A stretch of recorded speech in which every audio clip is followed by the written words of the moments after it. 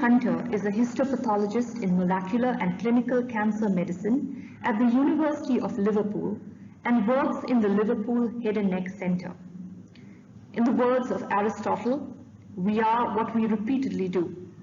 Excellence, then, is not an act, but a habit. This quote exemplifies Dr. Hunter's work in head and neck cancer research. His research on genetic and epigenetic events associated with early invasion has contributed greatly to understanding cancer biology. Dr. Hunter has contributed to the 2022 WHO classification of tumors of the head and neck and co-authored the 5th edition of Soams and Southam's oral pathology book.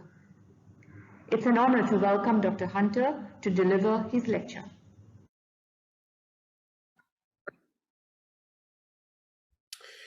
Good afternoon, everyone. I'd like to thank MANDANA very much for the opportunity to present in this case presentation conference today and over this weekend.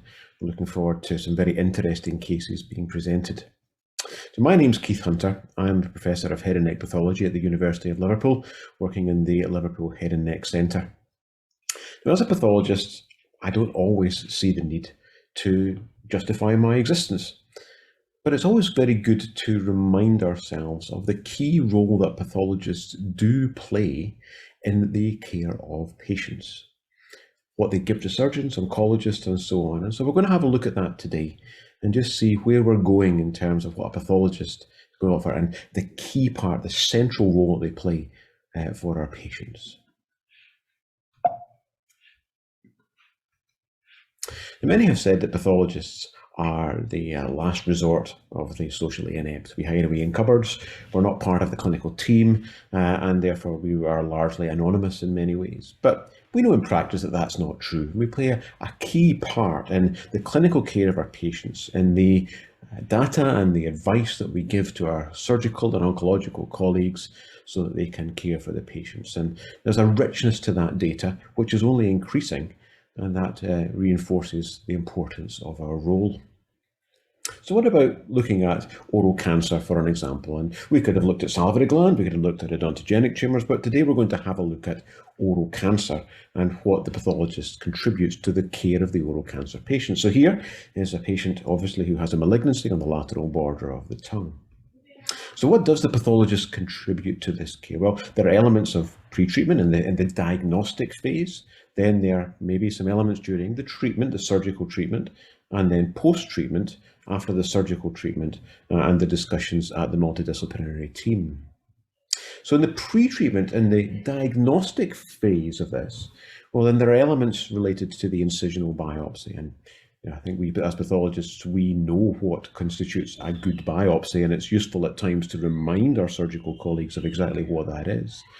But in terms of what we're contributing from the biopsy, we know that we're going to hopefully be able to give a diagnosis. If the biopsy is sufficient size, we might be able to give an indication of the grade of the tumour. And if we can see the invasive front, depth and pattern of invasion, and any other useful prognostic features that might dictate what the treatment might be planned for a particular patient. And then during treatment, particularly during surgical treatment, there is the element of the use of frozen section, particularly for the control of margins and looking at the completeness of excision. Now, we do not really do this very much, certainly in my own practice, but it is used in some centres quite widely. It does have its drawbacks, and it will prolong the operation. The patient is anaesthetised while this is ongoing, and it is expensive and time-consuming in terms of the availability of pathologists. But most importantly, it's not really convincingly been shown to increase patient survival or prognosis from a cancer, but in some institutions it is widely used. But here's our surgical resection specimen. It has a segmental mandibulectomy. You can see teeth. You can also see a hemiglossectomy associated with that, and putting the neck dissection, which is attached at the bottom of the specimen. I think, well, where do you start with something like this? Is there any help? Is there any guidance? Well, we all have had our teachers that have helped us understand the anatomy of these specimens and be able to trim them. But there are some helpful documents. And again, I'm going to go to the College of Pathologists documents, as I'll refer to on many occasions during the talk. And there is one of these called the Tissue Pathways for Head and Neck Pathology, and that gives overall guidance much wider than for oral cancer specimens in terms of appropriate cut-up and block selection and so on, that we might maximise the amount of information that we're getting from the specimens. So here again we have our excision specimen, and we've got marked on here perhaps where we would take our blocks from it. If it's a small specimen, you might want to block it all, and you can then take the blocks, as you can see here, looking at the extent of the tumour, how close to the margin it is, and making sure that you have a wide sampling of the whole of the surgical specimen so that you can give a complete answer in your pathology report. So when it comes to then assessing the slides, what does the pathologist add to this? And I've put this really through these 6 main areas, and we're just going to step through these one by one. The starting point, I guess, to some extent, is the cancer itself, and we see the definitions and the description of the various subtypes in the WHO classification, and they can be useful to help us in that. But the vast majority of these are going to be conventional oral squamous cell carcinomas. And we look at them and we grade them as in well differentiated, moderately differentiated, and poorly differentiated. The amount of keratinization and some other features taken into account in terms of defining the grade. The vast majority of them, certainly in my own practice, would be moderately differentiated. Overall, I suppose we are applying the grading scheme which was introduced many, many years ago by Broder, and the basics of that classification are still used in the 2017 WHO classification. But there always has been some suggestion, really, how useful is that? Does it really predict particularly well how these patients are going to do, what the prognosis is going to be? And so there have been a lot of different attempts over the years to integrate our far larger body of data into this assessment of grading and prediction of the clinical course for these patients, looking at elements of the tumour cells and the microenvironment, and then the modifications by Anroth and Byrne and overall into histological risk score, which is Margie Brandwine's scheme, and the rather complex worst pattern of invasion assessment, which is used widely in other areas of pathology, such as in skin pathology. And if you're interested, there's a paper which looks at all of these grading systems. It's from Journal of Oral Pathology and Medicine in 2012.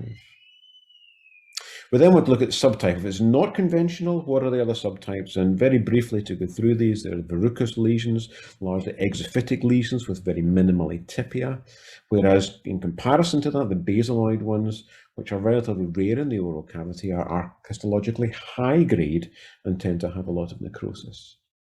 Papillary squamous cell carcinoma, which we really see very rarely in the oral cavity, is quite variable in its presentation and very often is exophytic on gingiva, as you can see in the example.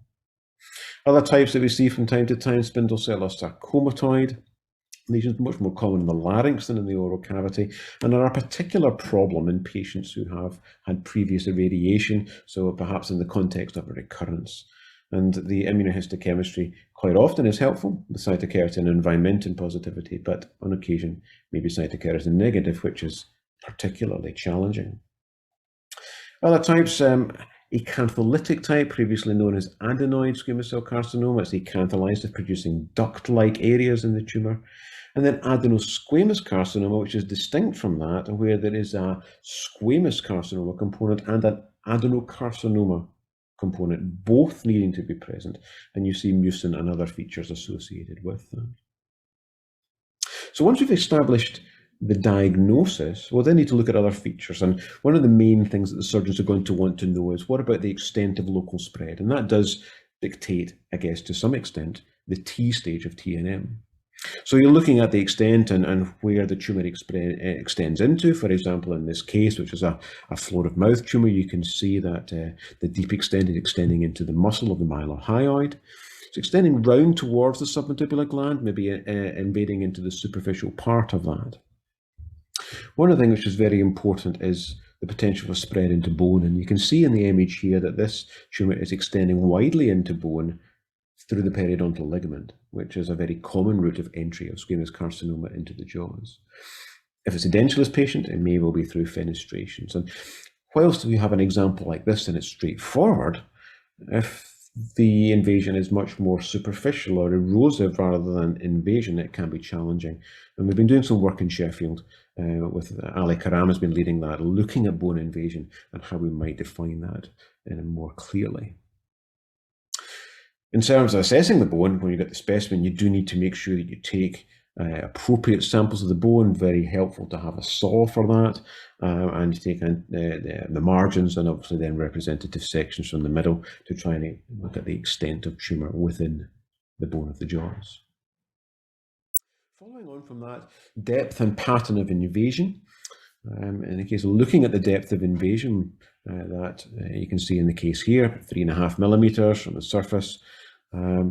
Much more difficult if you've got either ulcerated or even an exophytic lesion, but it does relate to prognosis. And if the depth of invasion is greater than 5 millimeters, that has a worse prognosis, and that's largely because it is associated with an increased risk of lymph node metastasis.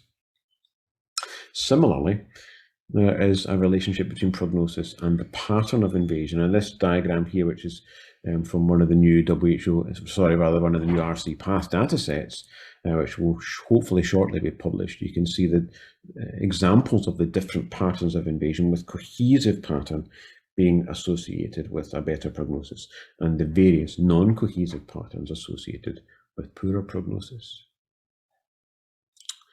Other features which we're looking for include involvement of nerves, perineural invasion, which tends to be associated with local recurrence, and invasion into vessels, which is related to metastasis. One other feature that surgeons and oncologists are very keen to know is, well, what is the marginal status? Has this been removed? And are they close or whatever? And we do that very carefully in terms of looking at both mucosal and soft tissue margins. Talk about soft tissue, I mean the deep margin, but also the peripheral soft tissue margin. And in general, for the oral cavity, we use the figures as you can see in the slide. In terms of greater than 5 millimeter, we retain that clear margin, and others are close or involved margins. Some people like to use the residual tumour, the R status, that's outlined in the TNM classification. We don't tend to use it very much, certainly in my own practice, but in other areas, for example, in Europe, it is quite widely used. And then you can bring that data together, and sometimes it's useful to use the photographs of the specimen just to mark out where you took the blocks, but also to be able to superimpose upon that the marginal status. And this is useful just to clarify in your own mind where the close margins are, but it can also be very useful in transmitting that information to the surgeon and to the oncologist. It might define where they're going to take more tissue, or particularly help in the planning of radiotherapy or so on. So you think, well, that's a lot of things to remember. In fact, what I've got on the screen here now is what we call the core data from our Royal College of Pathologists data sets. And it's a long list, it's a full list of important features. And the thing to notice that although the list is long, it's not just our preference or our thoughts on that. This is evidence-based practice. The incorporation of all of these features is graded in our data sets, and according to the pattern outlined by the SIGN, the Scottish Intercollegiate Guidelines Network, for grading the level of evidence for these things. And in terms of not everything is relevant to every circumstance. For example, grade, we know, does not relate to, it's not used in oropharynx cancer. Ancillary studies in the oral cavity, testing for HPVs, not really worthwhile in most cases, whereas in the oropharynx, it's essentially mandatory for all of the tumours. And whilst we're using TNM8 largely, there are some circumstances in which TNM7 is appropriate, for example, in clinical trials. But it is a large body of information, which the incorporation of that into your report is based on good evidence. What about the neck? The neck lumps are common. And of course, we need to be aware of the surgical anatomy of the head and neck as well. And again, just as for the primary lesion, there is an element in which the pathologist can be involved in the pre-treatment or the diagnostic phase, maybe involved in the fine needle aspirate cytology. Some of you may actually do that on the clinic. And also needle core biopsy, which tends to be my own usual practice. And that is greatly aided by the help of a friendly radiologist and ultrasound guidance. In terms of the post-treatment after the surgery, well, here we have a couple of specimens tend to get them pinned down in Cork. In some places, in Sheffield, for example, we used to get the levels separated by the surgeons in theatre. It doesn't matter, you need to be aware of what the local practice is.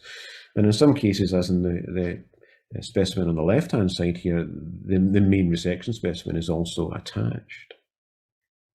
And again, you can apply the advice and the guidance which is in the tissue pathways document to help in that. And histologically, we're looking for metastatic tumour in the lymph node. When it's like this one, it's very obvious. Much smaller metastases can be much more subtle within the subcapsular sinus and can be very difficult to define in times. Extranodal extension is another very important feature that we're looking for. And you can see in this case that the islands of tumour are extending out of the node into the surrounding tissue. And that is a particularly poor prognostic feature and is also related to the size of the lymph node. The larger it is, the greater the risk you're going to have extranodal extension. And that is a very poor prognostic feature. And again, you can bring together all of that information. Specimen photography can be very helpful in this regard in terms of defining where you found the nodes, where the positive nodes are, where the extranodal extension is, and again, it can be useful for defining further surgery or helping in the planning of oncological therapy for these patients. So in bringing that all together, there's a whole list of features that I've talked about as being core data items that the pathologist is going to bring together. We say, well, how do I remember all that? It's a huge list. Well, this is something that I've alluded to on the way through my presentation. There are standards and data sets for reporting cancers. Now, here I present to you the current oral cavity data set. The revised version is with the College of Pathologists at the moment for assessment. And this outlines all of these core data items, but also presents them in a pro forma. So you can use that pro forma either as someone just to aid your memory when you're reporting, or actually formally use it as a pro forma, which can then be given to your surgical team or to the MDT.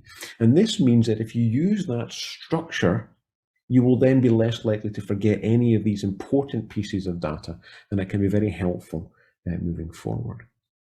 And so just a couple of web links for the College of Pathologists data sets. You'll find there that there are new data sets from the head and neck set appearing as we go through the revision process, and also the International Cancer Collaborative for reporting, which has data sets in head and neck as well, and they're about to come up for their first set of revision, and the web link is there for them. But that's kind of where we are, and maybe that has been very familiar to you. But where are we going?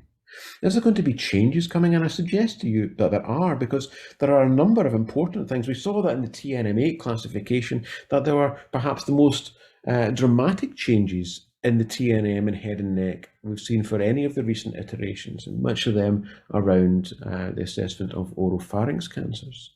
Molecular diagnostics are becoming increasingly important. Here's an example of an oropharynx cancer with P16 immunohistochemistry at the bottom and DNA in situ hybridization in the top panel. This is going to become more and more needful as we go on. We have now come into the age of immunotherapy and the biomarkers that are associated with that. And so there are going to be new things that we are going to have to provide to treatment providers in relation to that. And then surgical practice is changing as well, with the increase in transoral robotic and transoral laser surgery. And these provide slightly different specimens with different challenges. So what about the future? Well, we know that, for example, that there are some molecular markers that are just about in use. We use P16 and some HPV-specific tests in our oropharynx lesions. We are now starting to look at the assessment of PD-L1 expression as patients increasingly get put into immunotherapy regimens. And the data sets will mean that they will complexify over the period. And there are other things which I just want to talk about briefly, which we have suggested in the current revisions of the College of Pathologists data sets might also be rich seams of data that the pathologists can provide, which may be helpful. And now these are related to some extent to the biology of head and neck cancer, and the HPV story is well known in relation to that, and that is currently where we do provide a lot of data for P16 expression and HPV in these tumours.